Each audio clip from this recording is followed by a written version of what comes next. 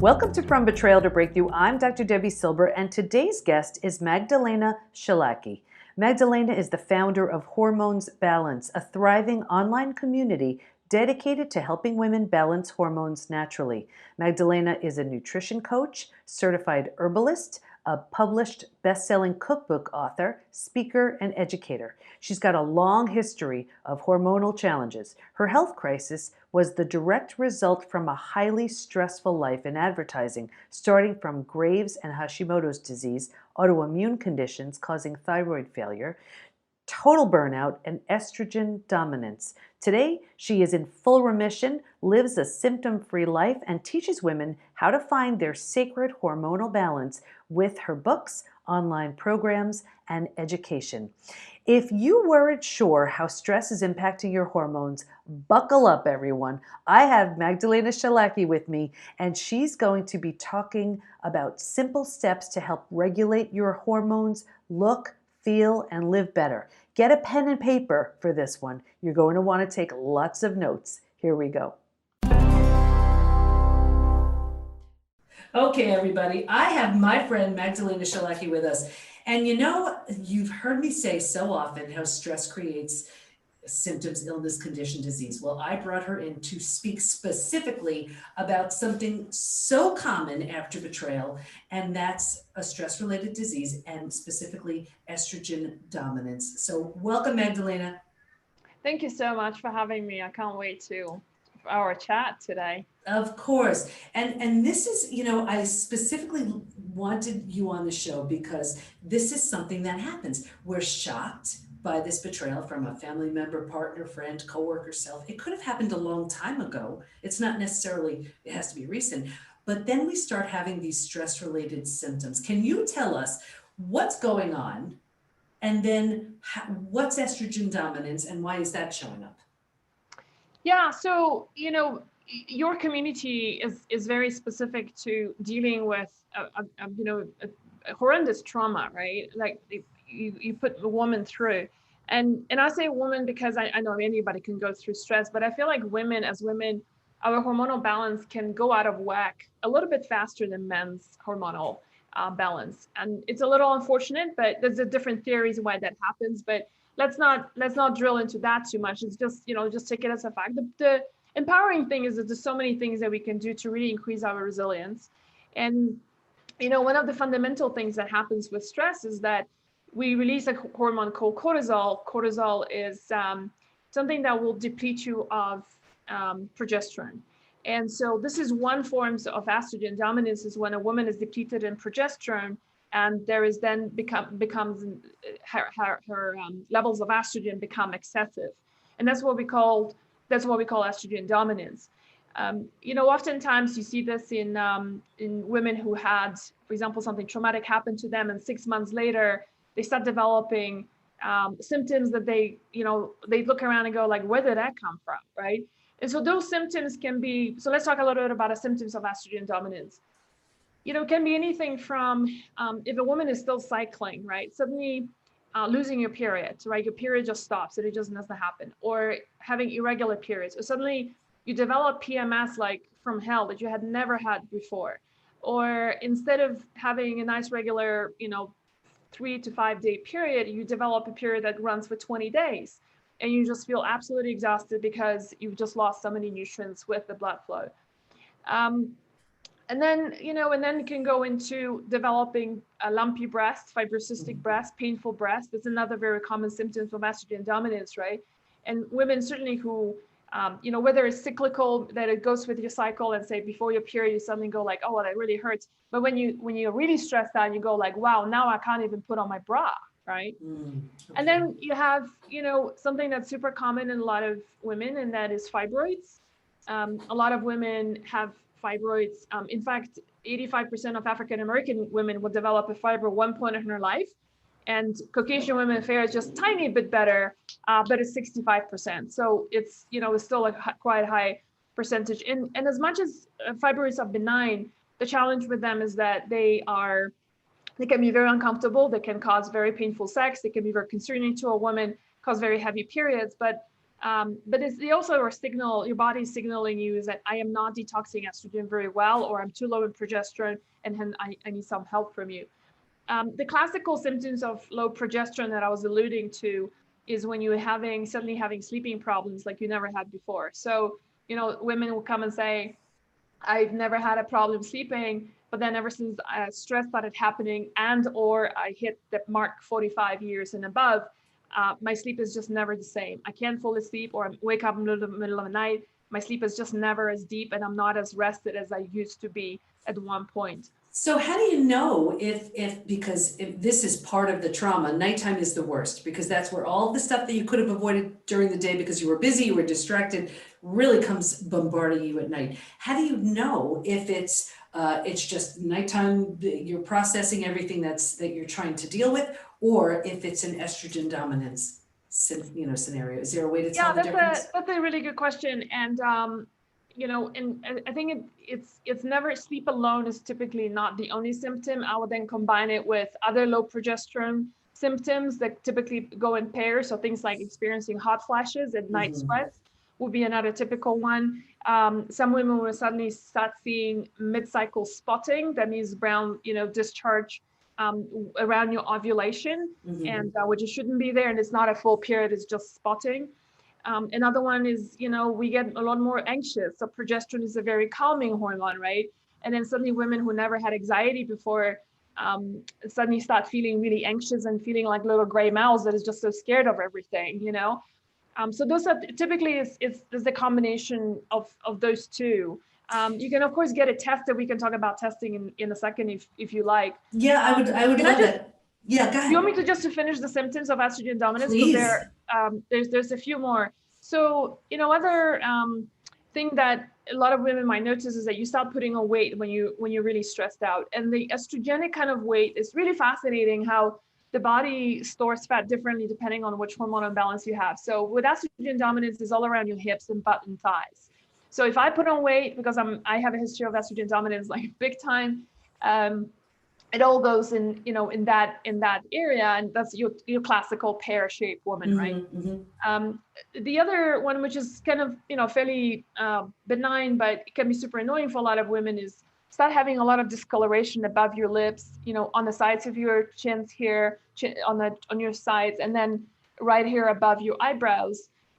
This called melasma. Melasma is a classical estrogen dominance symptom, which gets worsens with sun exposure, right? So you start seeing women, and when women spend a lot of time and money on lasers and all sorts of whitening products, and the fact is that all of that comes back with a vengeance, that it kind of destroys your skin too. Unless you address the estrogen component, you're never gonna get rid of that. Gallbladder problems. So a lot of women, as they stressed out, they start experiencing gallbladder pains and issues. Is an interesting relationship between the two, because gallbladder estrogen dominance, when you're stressed out, estrogen dominance can cause gallbladder issues. But it's also the other way around, is that women who had their gallbladder removed 6 months later, 1 year later, suddenly start having horrendous estrogen dominant symptoms and never make the connection between the two. So that's, and then I'll just finish off by saying, thyroid nodules is another very classical one, the growth of nodules in your thyroid. But the part of the reason why this really prompted me to do this work is because I have estrogenic cancer deaths on both sides of my family. So those would be breast cancer, ovarian cancer, uterine cancer, thyroid cancer, which most of them are not deadly, and lung cancer in non-smokers. In men, on the other hand, Debbie, we are talking about prostate problems and prostate cancer, are both estrogenic cancers. Men getting boobs, men boobs, are also highly estrogenic, right? Not surprisingly. So I mean, as you can see, there's a big array of symptoms here. Almost every woman, whether stressed out or not, actually experiences them. And one of the things that, I'd love to talk to you about more about that, because you said you see this in your community. I certainly see that too. It's like when I was in private practice, I used to do health histories. And so we will do, take a piece of paper, divide it in half. On the top half, you basically do a timeline from time of birth, or even being in, as a fetus, right? And then all the way till now. And then you start writing down all the different major events that happen in your life, right? traumatic, something happened traumatic in a childbirth, right? Or car accident, caring for your mother, on a deathbed for 2 years, right? Et cetera, et cetera. And then the other side of the paper, you write down when do some of the major health events started happening for you, right? So, lost gallbladder, was diagnosed with an autoimmune disease, right? Was diagnosed with breast cancer. And it's what was fascinating to see through those health histories is the correlation between the time that it happened and within 3 to 6 months, how this traumatic event has created or had created some hugely hormonal and specifically estrogen dominance. I found like autoimmunity, I found, and as well as estrogen dominance were some of the biggest symptoms or hormonal imbalances that women would experience because of trauma. And it was fascinating to see, and I'm sure you see that in your community Oh, too. absolutely. And I would really recommend it. I always try to get into the minds of my listeners, my viewers. Everybody should do that just as an experiment, just to see these were the experiences that happened, and this is what showed up. And I'm sure it'll be a little bit of a shocker, but it's a shocker. It's also very emotional, and actually, like when I did mine, it took me about 2 weeks to put it together because there's a lot of things that I just buried and didn't really want to think about it. I wasn't making the connection, and especially stuff from childhood. And so on having to go and ask relatives for timelines and story, like exactly what happened there. So it can be really emotional, but it's also I can see that, and I just want to add to it that this is no blame or anything. It's not to say that it's your fault that these things showed up or have been created, but there's a definite, definitive correlation for sure. Yeah, I agree, and it definitely can bring different emotions for different folks. Whether it's shame or blame, right, and or disparagement.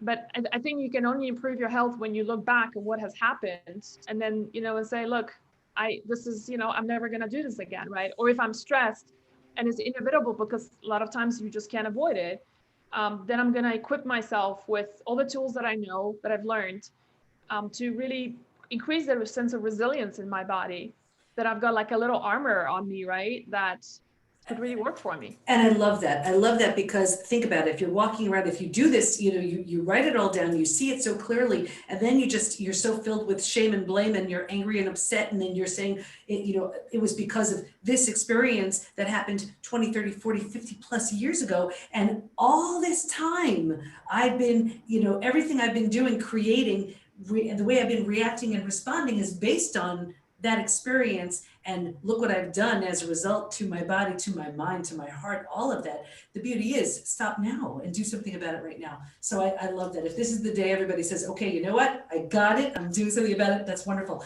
So now that we're in this mess, take us out of it. So we've experienced all of this, we're not feeling well, we're having all of these symptoms, it's affecting our weight, our hormones, the way we look. And we realize, okay, you know what? I have paid enough of a price because of how I've allowed stress to move through me. What do I do now?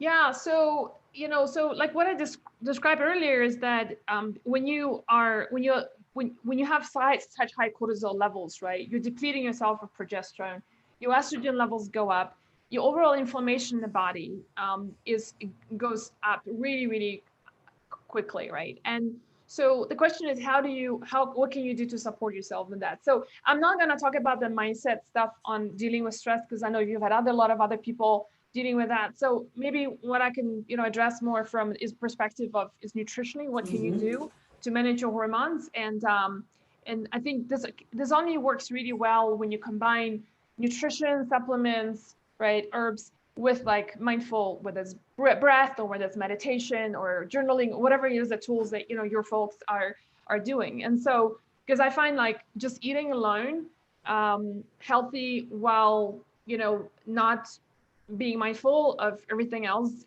in your life is just it's not gonna produce the results. And the same thing, like if you're just sitting and meditating while your digestion is a mess, your hormones are a mess, it's not going to be a very good meditation session. So I think they're all very integrative. So, I think one of the biggest things that I'm a big fan of is to really, and this is what I talk about in my latest book, Overcoming Estrogen Dominance, is to really bring the inflammation down in the body, right? And so stress already pushes up your inflammation up in it tremendously, and you can easily get that tested through various markers on inflammation. The CRP one is, highly sensitive. CRP is just one great marker to see how inflamed you are, right? And so, changing your diet to something anti-inflammatory. And what I mean by that is that surround yourself with a diet that eliminates the foods that are hugely triggering, that we know is going to be gluten, dairy, eggs, soy, corn, and reduce the sugar as much as you can. And, and in the sugar category, alcohol is unfortunately one of them, which for a lot of women, it is a coping mechanism, right? And so you have to remember that when you do drink, it is inflammatory, it is sugar that you're incorporating into your life. It does impair your liver. So I'm not saying don't drink, but just do it very mindfully in moderation, always after a meal. And rather in the afternoons rather than evenings and closer to bedtime, because it really is gonna screw up your sleep. So that's a really great starting point. And there's the blessing is there's so many of us in our space that have written anti-inflammatory books. And so that's like the first easiest thing to do. And, I want to just give you an example of how, how just the diet itself, like how it can really make you sick.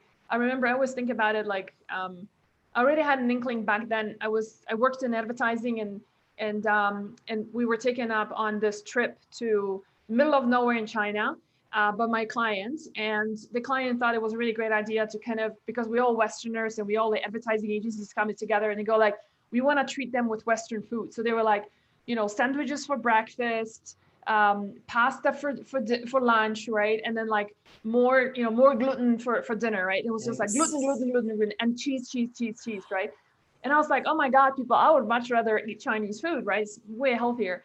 And, and we were there for 4 days, 3 days in, and I was so sick. I was so inflamed. I couldn't take rings off my fingers.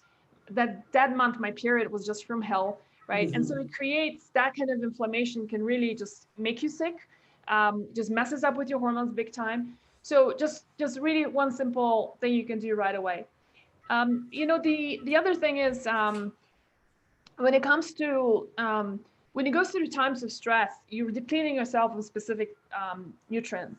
And so replenishing those might be a really great idea. And so a couple of them that come to mind right away is vitamin C, which your adrenals really get, depleted. And vitamin C generally just gets depleted. And vitamin C not only is your adrenals are dependent on it, but also your progesterone.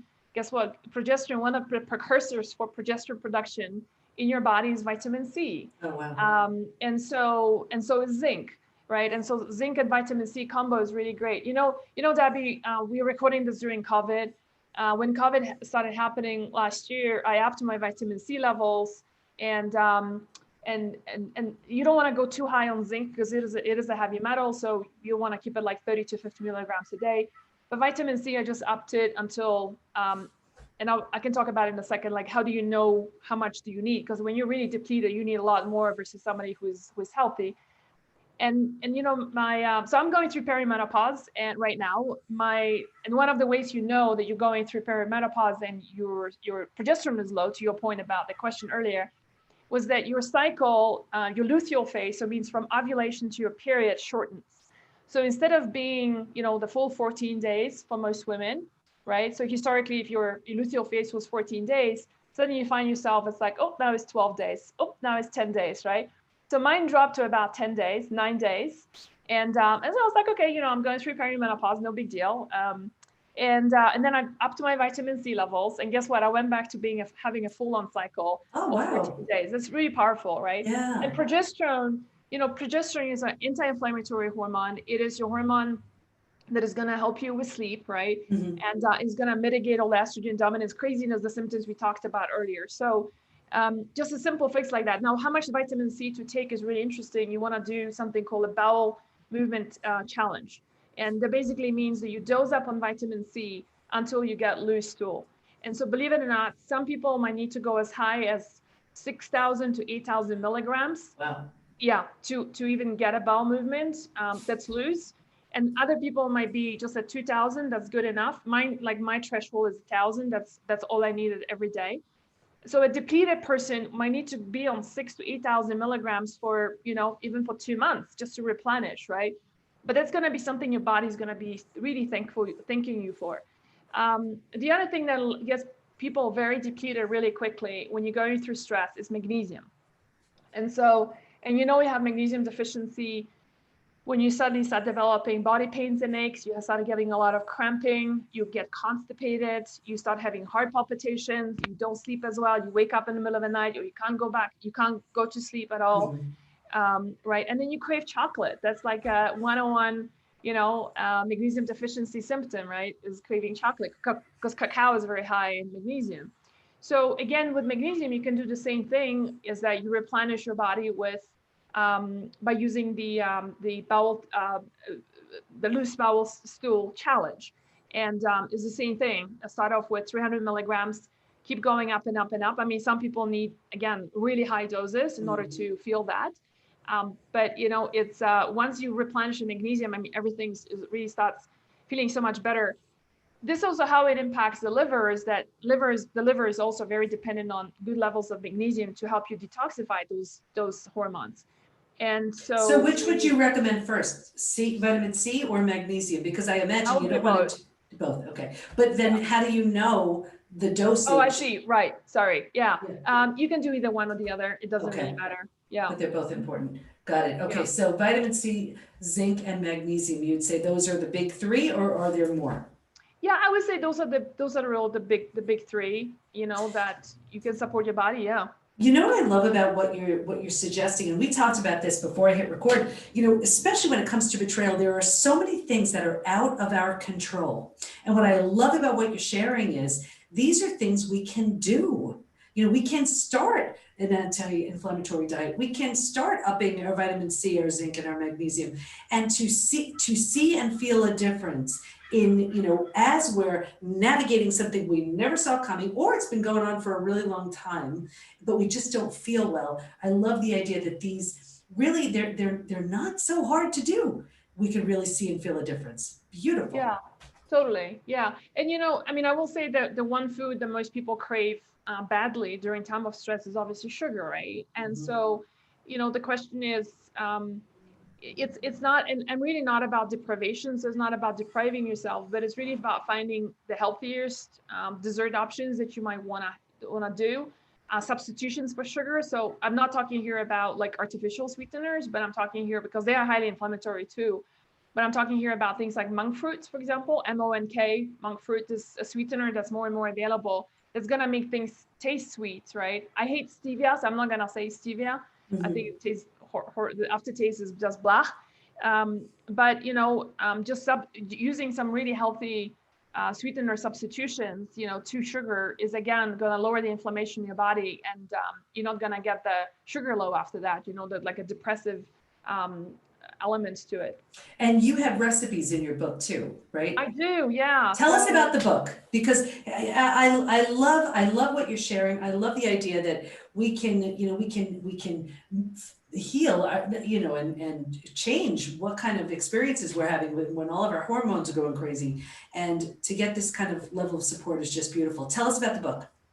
Yeah, so you mentioned recipes. So there is towards the third of the book, we have over 50 recipes and meal plans for 2 weeks. They give you, basically an idea of how to eat, so you don't have to rethink about it. And I will say that. And I'm just going to stop you right there. This is for my viewers. You just got a beautiful look. My listeners, you can't believe how beautiful this book is, and it's huge. You can hurt somebody if you throw the book at someone. Yeah, don't do that. It's beautiful. So, okay, so you have recipes in there. What else do you have in there? Yeah, so the recipes are sort of the second part, because I just want you to understand why I'm asking you to eat this way, so that once you understand, you can start modifying them. And I just want to say also, Debbie, the recipes are written in a way that they contain no more than 5 to 6 ingredients that you need to put in. All of them are found easily in most health food stores and supermarkets. And they don't have more than 30 minutes active time, because I personally, actually, believe it or not, I don't like to cook. I don't like spending time in the kitchen. I like quick recipes. And so we also have a lot of instant pot recipes so that really you just speed up the whole process. And I love that. I love that because, you know, think about it. What's adding to our stress is if we have to learn something new and it's so overwhelming and there are 30 ingredients and some of them are these weird ones we've never heard of. So I love that you're simplifying it for us. That's right. You know, I love curries, but then every time you look at a curry recipe, it's got like, 20 spices in there, right? And I'm like, So that's one of the things we can get when we're out, but yeah, exactly. Okay. Exactly. So the rest of the book is written in a way that I start off with the foundation for hormones, and really the foundation for your hormones is taking care of your gut, so your gut health, and doing the elimination diet is going to help you tremendously with that. One of the big things that women with hormonal problems experience is constipation. So constipation isn't cool. Well, it is uncomfortable. But more importantly, on a physiological level, is what happens is that you're recycling all the junk, including your hormones. And instead of producing fresh hormones, you're just recycling those dirty hormones that cause a lot of the symptoms that we talked about at the beginning. So bad news altogether. The following chapter is about restoring your liver health. And again, it doesn't have to be complicated, because guess what? All the recipes are actually designed in a way that you will be doing all the three things at the same time, meaning you're going to be restoring your gut, you're going to be supporting your liver, and you're going to be balancing your blood sugar levels immediately. Okay. One of the things that go out of whack during time of stress is blood sugar balance, right? Mm-hmm. And that's why we crave a lot of sugar. So one of the strategies in the book here is that no recipe here for breakfast contains actually sugar. Neither is it artificial sugar. So you know me a little bit, I'm not American. I've lived around the world. I've lived in 7 different countries. I've traveled to over 40 countries. Wow. And one of the things I love to do is get up early in the morning and go to get breakfast just from like local street vendors, And so whether, I'll go to Japan or Korea or Morocco or Peru or Turkey, right?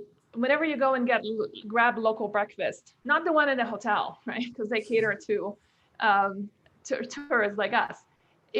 Just the local breakfast. There is never any sugar, Debbie, ever, right? I mean, there might be an element of like drizzle a bit of honey in turkey, right, or as such, but it's always a savory breakfast.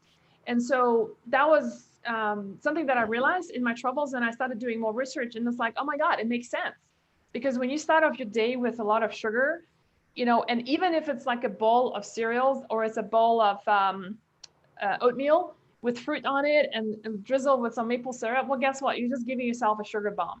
And the problem is that when you're already stressed out, you're already throwing your hormones out of balance with stress. Adding more sugar to this, sugar is just, remember the sugar and insulin is a hormone too. So you're really adding to the fire by starting off your day on that note. Instead, and think about it. This is good for parents too. Look what you're feeding your kids for breakfast. Holy moly, that makes such a difference. It's a whole topic for another day. But okay, so that's just incredibly powerful. So how does somebody feel? So now let's say, and then we're going to wrap it up. How does somebody feel when they've gotten their blood sugar back into balance, they've restored their gut, everything's balanced? How will they feel once, they've replenished all that? So women, when I polled our community and asked them, like, what is the thing that you learned from us over the course of the past few years and made the biggest difference? Breakfast was the answer. And I asked why. And they said because they felt very grounded. They felt very sharp in their mind. They felt like they don't have to, rely on caffeine and sugar at 11 o'clock and then beat themselves up for saying, I am so weak. I can't believe I've surrendered to that stupid muffin, right? A lot sharper in their heads, lots more energy, sustained energy throughout the day. And one woman said something that I'll never forget, is that she said, to change my nights, I had to change my breakfast. So she was sleeping a lot better when she changed her breakfast, and something that we don't make a connection, right, between what we do in the morning and what we do, how it is going to impact our night, right? And, in times of stress, I mean, you obviously want to have a good night's sleep, right? And so, which so few people actually get. So regulating your blood sugar levels first thing in the morning with that kind of breakfast is going to help tremendously. Debbie, if I have like once every other month, right, I will have I'll surrender to the idea of having a pancake. I don't know why. I love pancakes. They never don't make me feel good, but I'll be like, screw it. I'm just going to do it and just kind of remind myself what it feels like, right? Let me tell you, 20 minutes after that, I feel like my brain just isn't working anymore. I'm so foggy, foggy brains. I don't have the energy. 11 o'clock, I want to go and have a nap, right? And then, and then I crave more sugar. So like I can't survive till lunchtime. So by 11 o'clock, I'm like, I want some coffee, which I never drink. I want a muffin, right? All of that stuff. And that vicious cycle continues. So really huge difference. Huge. Breakfast. Yeah, that's amazing. And you know what I love about it? Every single symptom that you said can help us so much more effectively navigate through our betrayal. I mean, think about it. If we're not foggy, if we're clear, if we have more energy, if we feel more grounded, that's the way you want to move through any sort of stress and trauma. So Magdalena, what do you want to, as we wrap up, what do you want to make sure everyone knows? Besides this, the encyclopedia of wonderfulness, give us just what do specifically women need to know? Ooh, I think it's I think I want to just circle back to what we said right at the beginning is pick something that you can really do something really, really nurturing for yourself in time of stress.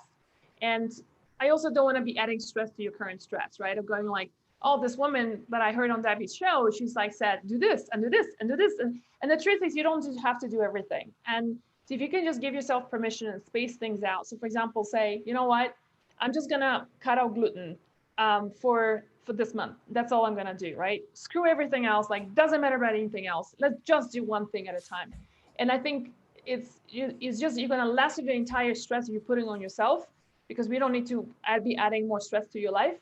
And that way, and then when you see the results and how much better you feel, you're going to be much more compelled to then moving to the next thing and maybe saying, you know what, I'm going to try the savory breakfast thing that she's talking about and do my dinner leftovers from last night and have that for breakfast and see how I feel, right? So just really one step at a time. Every small change matters. That definitely takes the pressure off. And I always tell everybody, we're only moving in one of two directions, further or closer to the body, health, lifestyle we want. So think about it. If you're just making that one change, it's moving you closer, and that's a great thing. Where do we go to learn more about you and the great work you do? Hormones with an S, hormonesbalance.com is my website. And, the book is Overcoming Estrogen Dominance. You can get that on Amazon. In the United States, if you're from overseas, then go to overcomingestrogendominance.com. And we do ship internationally there from that website. Beautiful. I want to thank you so much. I'm sure everybody, I was writing so many notes, and I'm sure my listeners and viewers did the same. You are clearly the expert on estrogen dominance and so many more things. And I love that we can grab hold of this one thing and it can make a major difference. So thank you so much. Thank you so much, Debbie, for having me. Wow, that was a fire hose version of incredible information about estrogen dominance and so much more. Stay in touch with Magdalena by going to overcomingestrogendominance.com, and we'll have all of her information in the show notes at thepbtinstitute.com/podcast. Here's my biggest takeaway.